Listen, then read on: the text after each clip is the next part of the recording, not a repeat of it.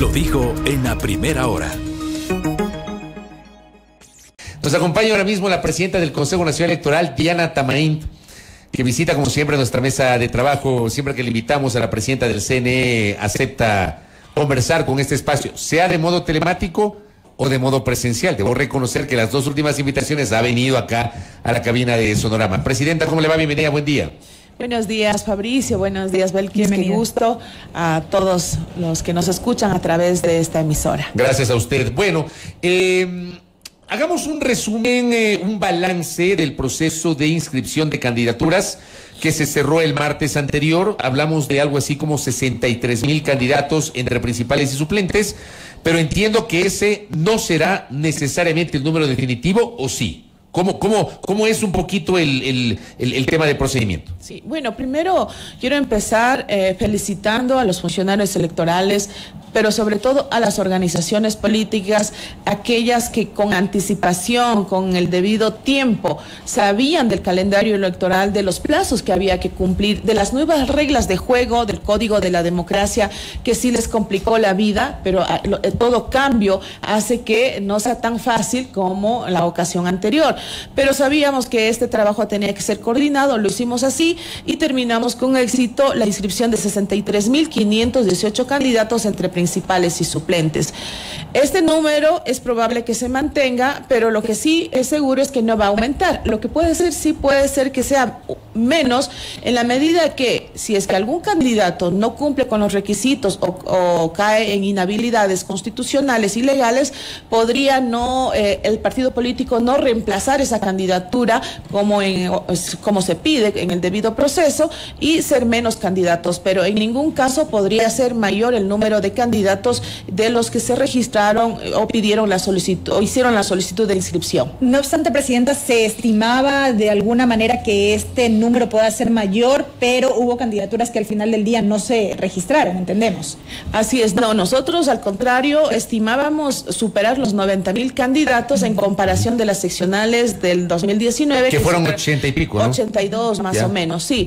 Sin embargo, manteníamos la expectativa ya al final casi de la jornada de que sí podía ser igual al menos, por lo menos igual o un poquito menor. Ahora es significativo el número en menos de candidatos, puesto de que ya se advertía las alianzas que se generaron, más de 200, no sé si tenemos el número de alianzas, a nivel nacional, parroquiales, cantonales y nacionales. Entonces eso a nosotros sí nos mantenía la expectativa si efectivamente estas alianzas hasta dónde iban a llegar. Entonces se registraron 384 alianzas, 99 de estas, 99 provinciales, 275 cantonales y 18 parroquiales. Entonces eso hizo que el número de candidatos sea mucho menor a las seccionales del 2019. Que este número se mantenga, estos 63,518, ya dependerá de todo el proceso, las impugnaciones, las apelaciones que se presenten, cumpliendo las diferentes instancias electorales. Correcto.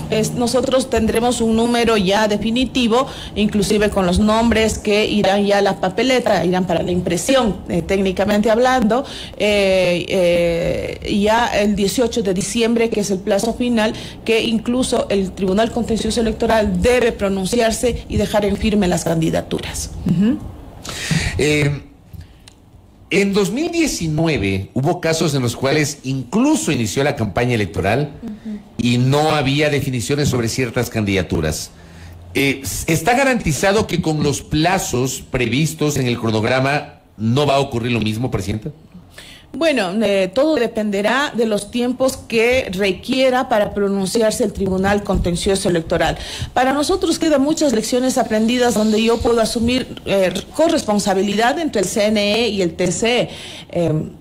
Esperamos que todo eso se supere, por ejemplo, la entrega de documentación debidamente foliada, completa, para que el TC se pronuncie. Y ahí sí, los jueces, una vez que tienen toda esta información, tienen plazos también para cumplirlo.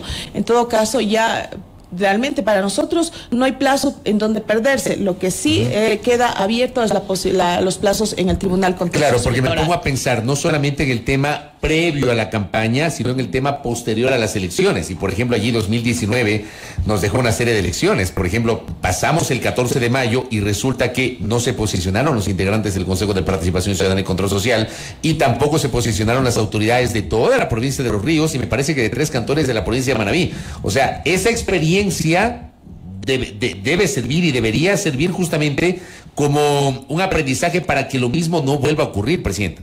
Pero puede ser un aprendizaje malo. Ustedes saben que todo puede pasar en esta situación que se vive, ¿no? Además, porque, que me imagino que habrá sujetos políticos que querrán incidentar algunos pasos del procedimiento, ¿no? Exactamente. Es por eso que las misiones de observación internacional, en sus recomendaciones, que nosotros sí le hemos puesto mucha atención, hacen notar de que los procesos que se siguen, los recursos que se pueden interponer, se podrían obviar en cierto momento, pero eso significa reformar el Código de la Democracia. Por ejemplo, una candidatura que pide, un precandidato que pide la inscripción, tiene la posibilidad o pasan por objeción, impugnación, apelación, luego pueden recusar a los jueces, ampliación y aclaración, y todos estos recursos hacen que sea muy demorado la proclamación definitiva de resultados electorales y también de la calificación de candidaturas. Entonces, creo que eso es uno de los temas que debemos revisar, porque efectivamente se puede notar que con la intención de incidentar, recurren a todos los recursos que se pueden, por ejemplo, ampliación, aclaración, cuando ya es definitivo. Eso no cambia. No cambia, exacto, la sentencia de un juez. Entonces, eso hay que ponerle atención para las futuras reformas que ya parece que se están planteando en la Asamblea Nacional. Ahora bien, presidenta, el número que usted refirió corresponde a la inscripción de candidaturas para concejalías, alcaldías, prefecturas. ¿Qué pasó o cómo avanza el proceso para candidaturas al Consejo de Participación Ciudadana cuando tuvimos en agosto pasado que al menos 22 candidatos cumplían con todos los requisitos? ¿Qué pasó con ese rezago que entiendo habían recibido impugnaciones también y varios recursos fueron interpuestos? Sí, hasta el momento existen 29 recursos pendientes de ser resueltos en el Tribunal Contencioso Electoral. De los que pasaron, son 4 los que fueron, ya tienen sentencia y que suman a los aprobados. Es decir, en este momento nosotros tenemos un total de 36 candidaturas aprobadas para el Consejo de Participación Ciudadana y Control Social. De estos son 14 hombres, 17 mujeres y 5 de pueblos y nacionalidades que están ya calificadas, diríamos, en firme. 29 recursos pendientes, ahí tendremos que esperar de esos cuáles el Tribunal Contencioso Electoral determina de que sí deben ser candidatos. 29 recursos que corresponden pendientes a 29 candidatos. Así es. Así o sea, ¿en cuánto se podría cerrar el número de candidatos definitivo? No va a ser el que inicialmente se había aprobado. No, tienen que todavía pronunciarse el 3 de octubre es el plazo que está según el calendario que el Tribunal Contencioso Electoral tiene que ya darnos los resultados para nosotros tener los candidatos en firme para el Consejo de Participación Ciudadana y Control Social, y de esa manera seguir con los siguientes pasos que corresponde para estas candidaturas. A partir del 3 de octubre entonces tendremos un listado definitivo de candidatos calificados ya para el Consejo de Participación. Está previsto así en el calendario electoral, todo dependerá si el Tribunal Contencioso Electoral para esa fecha ya se pronuncia de estos 19 recursos pendientes. ¿Qué pasa con, esas son las candidaturas del Consejo de Participación Ciudadana, qué pasa con aquellos que registraron su inscripción pero que no fueron calificadas? Le planteo un ejemplo. No sé si tiene usted conocimiento o si ha llegado ya al CNE algún tipo de recurso presentado por Gustavo Baroja, por ejemplo, que entiendo no fue calificado como candidato a la alcaldía del Cantón Rumiñahui por provincia de Pichincha. Sí, hay algunos que están objetados y están llegando con recurso de impugnación al CNE. Precisamente la noche de ayer se trató esta candidatura donde el Pleno del Consejo Nacional Electoral, por 4 votos a favor y una abstención, se pronunció en que no procede la inscripción de la candidatura. Esto significa que si el precandidato requiere ir al Tribunal Contencioso Electoral, tiene la opción de hacerlo.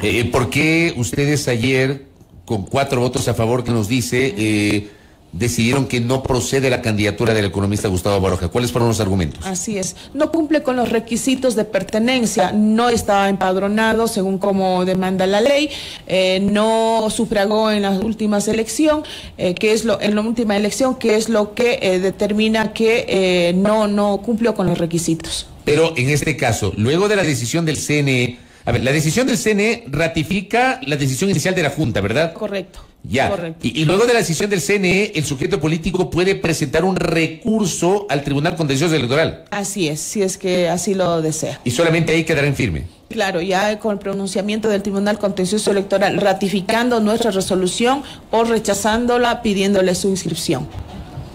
Quisiera hacer un breve paréntesis de esta información que nos proporciona respecto del avance del cronograma electoral para trasladarle una inquietud que nos llega desde la ciudadanía y que tiene que ver con estas, nos dicen, afiliaciones políticas fraudulentas. Muchas personas constan siendo parte de partidos políticos sin siquiera saberlo. ¿Qué está haciendo el Consejo Nacional Electoral al respecto? Yo entiendo también que hubo casos de candidatos que inscribieron sus candidaturas a diferentes dignidades y que resulta que estaban afiliados a determinado partido, movimiento político y tuvieron que hacer todo un proceso para poder desmarcarse precisamente de aquello que no fue expresado de manera voluntaria. ¿Qué están haciendo?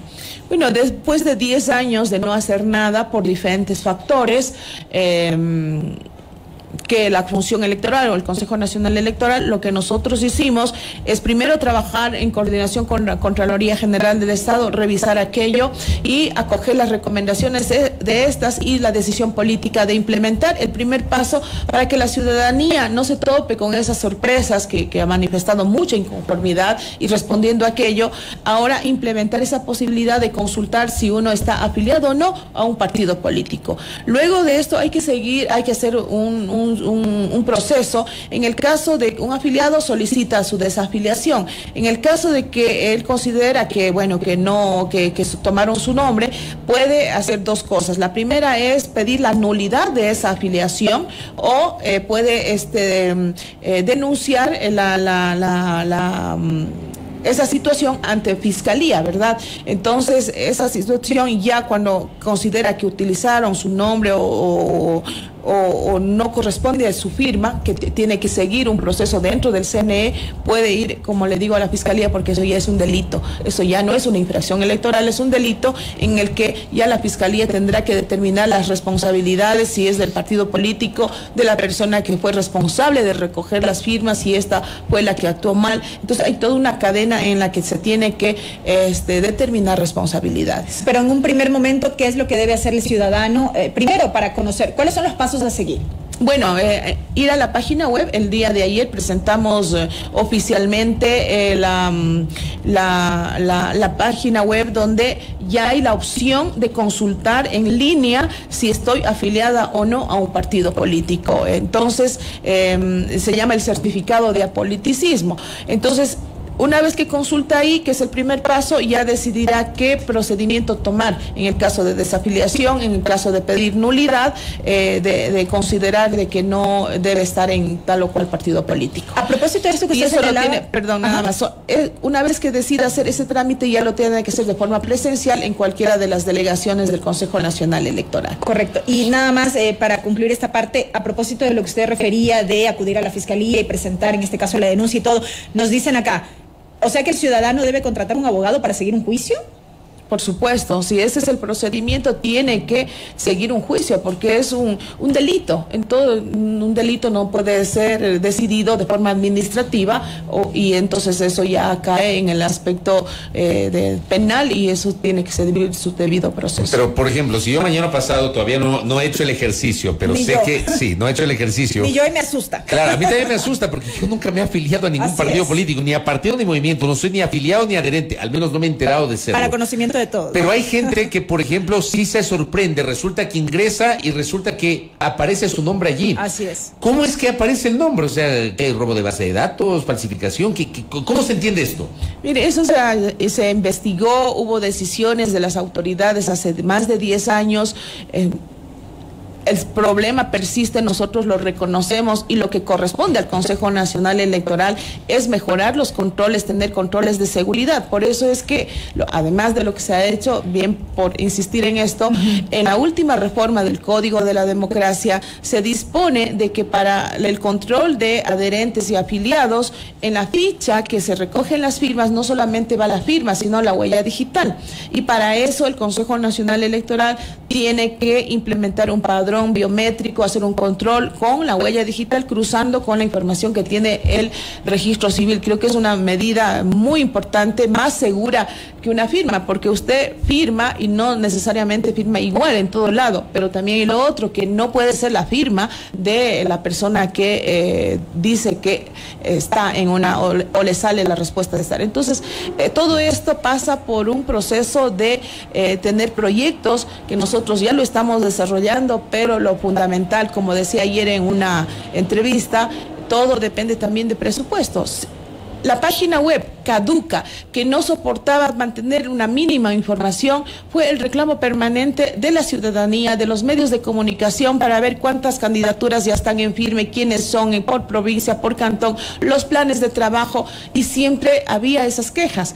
Presupuesto no lo teníamos. La voluntad política que sí tuvimos es de buscar recursos por fuera, y se hizo con financiamiento y donación de organismos internacionales. Entonces creo que para mejorar los servicios, los productos que entrega una institución de tanta complejidad como es el Consejo Nacional Electoral, y eminentemente de carácter político, no partidista, sino político en el sentido de la participación y el interés que tiene la gente en estos temas electorales, creo que sí se le debe poner atención a esto, y nosotros también hemos planteado ya el plan estratégico institucional para 4 años, donde ya se presupuestan todos estos proyectos que tienen que ser implementados dentro de la institución.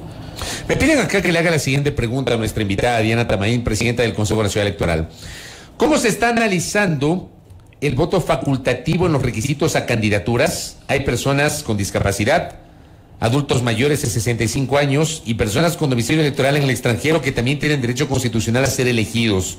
Todos ellos con voto facultativo y no obligatorio. Nos piden que le pregunte esto, presidenta. Bueno, hay varias situaciones. Para ser candidato se debe cumplir requisitos, y esos requisitos no se pueden evadir. La obligatoriedad pasa por los de 18, o sea, los que no son facultativos, obviamente. Sin embargo, si esto va para contrarrestar a aquellos que no están cumpliendo los requisitos y quieren utilizar este mecanismo para evadir la ley, les podemos decir lo siguiente. El voto facultativo que tienen los, digamos, adolescentes entre 16 y 17 años que tienen y cumplen, por ejemplo, 18 y pueden ser candidatos, ellos tienen que cumplen con el hecho de haber nacido en esa circunscripción. Entonces, cuando uno cumple con la pertenencia de haber nacido, ya eso le da derecho de por vida de ser candidato de ese territorio. Entonces queda en un segundo momento el voto facultativo, la obligatoriedad del voto de estar en un padrón electoral. Esto es estrictamente para aquellos que no nacieron en esa circunscripción y quieren representar a un territorio donde no nacieron. Entonces ahí tienen la obligatoriedad de votar y estar empadronados en la última elección.